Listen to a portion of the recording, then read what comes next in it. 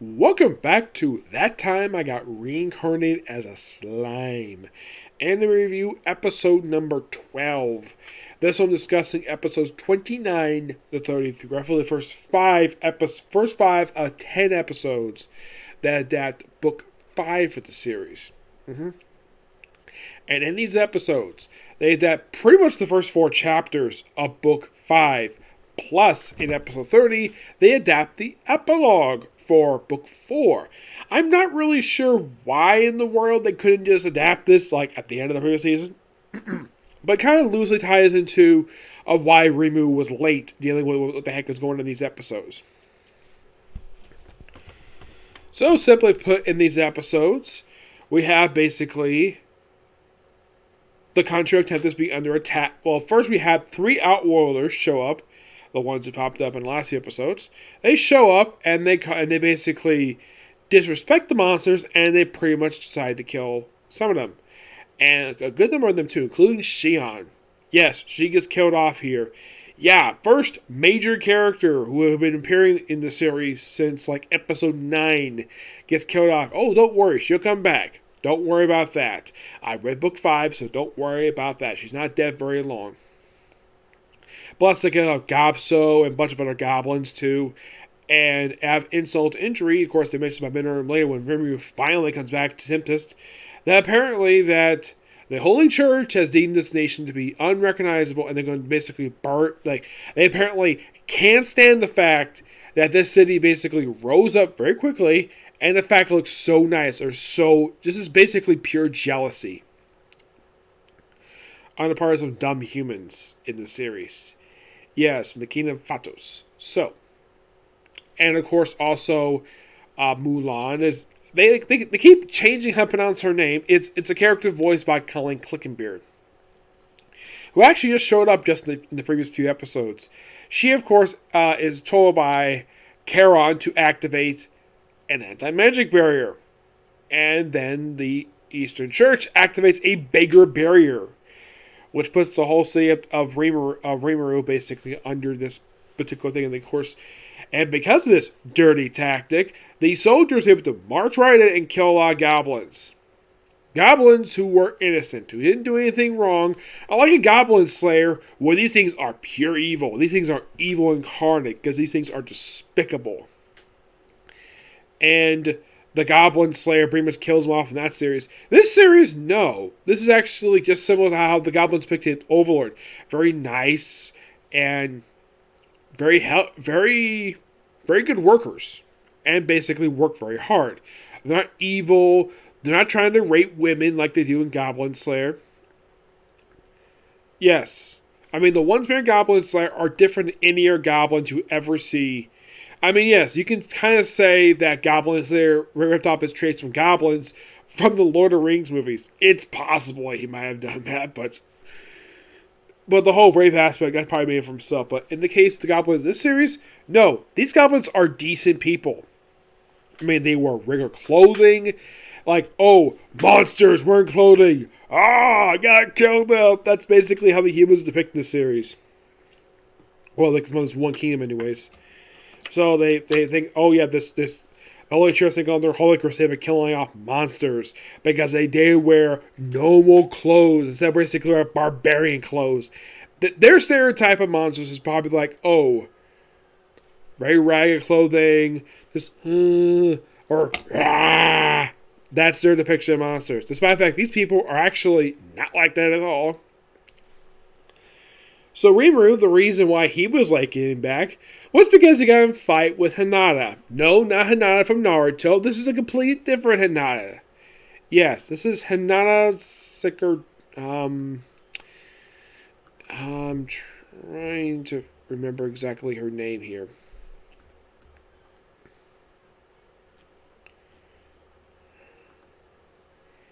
Her name is Hinata Seguchi. Yes. Now, this is a woman who is voiced by Alexis Tipton. And I actually met her just before I got to these episodes where she voices this character. And, of course, she believes that Reimu killed Shizu, even though that's not true. He did devour her, yes, but at her request. Not because he murdered her. That's what she believes. And in my opinion, have you ever bothered to actually, look into his memories about it? Yep. Oh, by the way, the students that Shizu basically put in charge of, they make a brief appearance episode. Basically, in a way, it's kind of like this episode was basically like a bunch of new footage mixed in with stock footage from last season. As this episode seems like, anyways. Because, of course, Hinata shows up. Because they actually pick up where that left off. And they fight for a pretty period of time. And like in the book, basically, like this whole battle sequence is really good. So he uses both the gluttony for, like, unleash on monsters.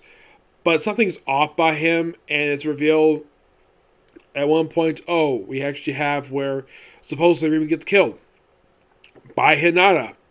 And nope. She doesn't. Yeah, it's revealed that the creature she was fighting toward the very end was actually not Rimuru. It was a body double. Yep, a body double. So, he apparently couldn't even summon Rega because of the barrier basically in the area.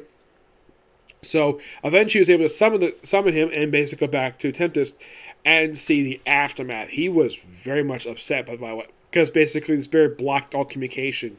So they used stock communication to simply communicate, and of course they located the source of the barriers, which are going to deal with that, don't worry about that. And of course Rimuru does see lots of bodies, but not Xion, of course, that's revealed a little bit later. Yeah, for some reason they don't show her death on screen. And you might be curious though, did they cut this out of the anime? No, they actually had death happen off panel, which I thought was kind of dumb, to say the least. Xion is a good character. I like this character, but Michelle Reggio basically does an excellent job voicing her. And for some strange reason, do not know why this is, like, let's not have her basically have her death happen on screen.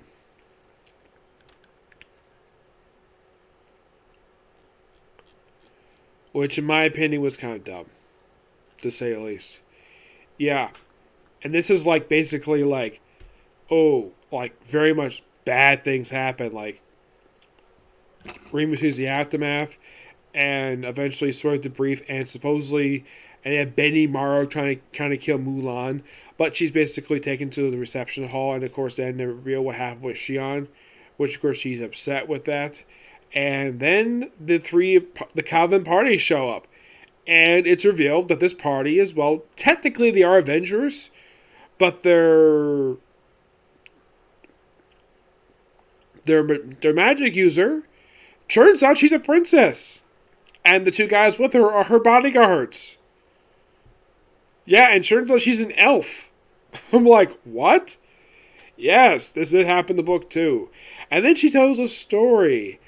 Like, because all sales dead bodies, so Rima was about these people burial in his own body. And then she tells a fairy tale about a dragon princess who was born from a dragon and a woman. And then, of course, create a pet. And then we can tell by the imagery that this particular dragon princess is none other than Malem. Yes, the very same one, the beautiful demon lord who apparently, like, one of the first things you see of her is a butt crack.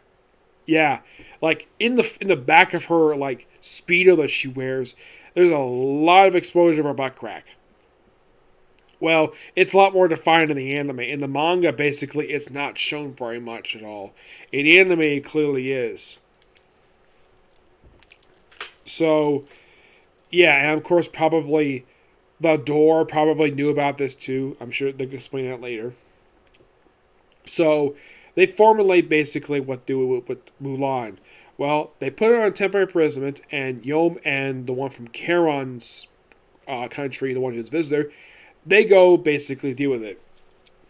So, basically, Rimu's plan is, after being debriefed and everything, they come up with a plan. after we told the story, he basically decided to become a demon lord. Something that was actually suggested to him by the very same person who this fairy tale was told by. Yes. I mean, they don't say it's Malem, even though by the way the anime depicts it is clearly her. Well, by the anime anyways, is definitely her. How? Her clothing is how basically to give a dead giveaway. And of course the Ramrus, she actually does briefly appear in the episode, well, in this fairy tale, of course. I would not be surprised if basically Rimuru basically became a demon lord because of this. So it's revealed that he apparently has the potential to become a demon lord. He has the seed, and you're probably thinking, how the heck was this possible? Because he ate the Oak Lord. Yep, that was pretty much the reason why he's able to get it. And the way to become a demon lord is to kill 10,000 people. The equivalent of a population of a small town in the United States. Yes, a lot of the time, basically small towns, their population may go as high as 10,000. But not like major cities. Basically, a small town population. But it's not like it's a civilians he's going to kill. Oh, no. He's going to kill military officers. Which, okay. So, then they formally have a plan to deal. Well, first they deal with Mulan. So, they pretty much has a way, like, Rima tells her, you're going to have to die. And, of course, they all basically, the Yom and the other guy basically protest this. And Rima stabs her, and she's dead for like 3 seconds. And what he did is he created a duplicate heart that acts like a normal heart. He mentioned stuff like wiretapping and electronic stuff. And here's the thing. They have no idea what the heck he's talking. Basically, he does mention that Cameron has basically been monitoring her the whole time via this artificial heart.